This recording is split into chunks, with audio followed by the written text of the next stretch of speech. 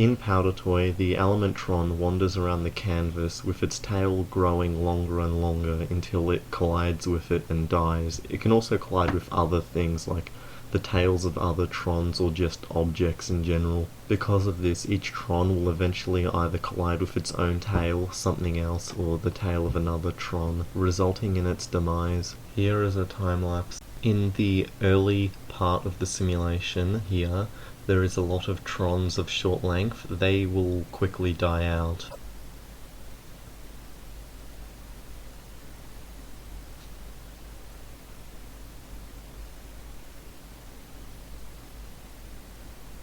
Speeding things up even more, you will begin to notice a trend where as the population of TRONs go down and the remaining ones get bigger, the rate at which the TRONs die will slow down. I'm guessing because the less of them there are, the less competition for space there is. Although this may not be the case, since the fact that they get bigger as time goes on may compensate for that.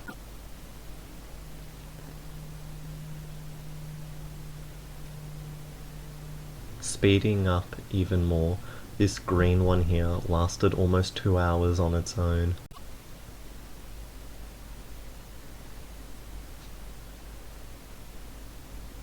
Before I move on, I would like to point out how the last TRON died in an interesting way. It sealed itself off from the majority of the canvas, confining itself to the outer edges, and it spiraled out essentially until it hit the edge of the canvas and died. So the way this machine keeps the TRON alive forever, or at least until the computer stops simulating it, is by removing its tail as it gets longer, since the only way to have the TRON live forever in a finite space with a growing tail is by making sure its tail doesn't continuously grow and take up more space. The machine does that by basically removing it as it circles around in this square. I know you can modify the TRON's TMP value to stop its tail from growing, but I want to keep the wild type alive without modifying it, and this is the way to do it. So let's show you how this machine works. The TRON's going to move to this sensor, which will detect the TRON because it's set to that element in the brackets on the top of the screen. After the delay triggers, because the delay is there to let it escape into this area so it doesn't get sucked into this system, the first thing it's going to do is fill this one block gap here left by the previous module, and then it's all going to get pulled in. And then this thing's going to trigger this piston, which is going to push it into this convert, turning it into B-rays, which then it's all going to reset back to its previous position, and by the time this TRON comes back around again, this B-ray would have disappeared, and then it just repeats with all of these modules endlessly. As you can see, they're all just the same thing but rotated.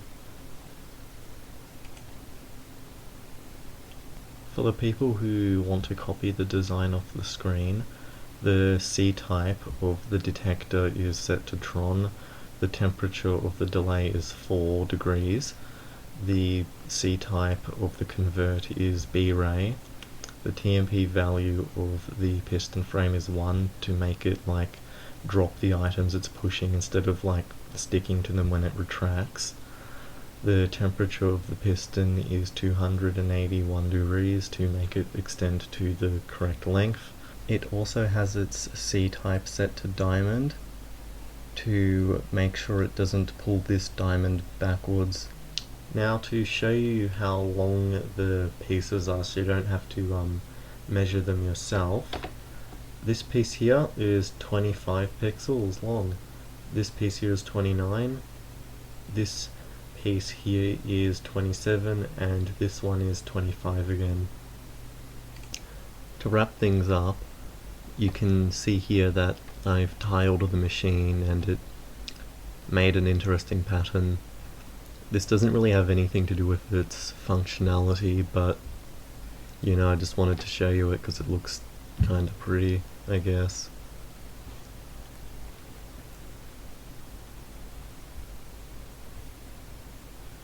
Anyway, goodbye for now, or forever.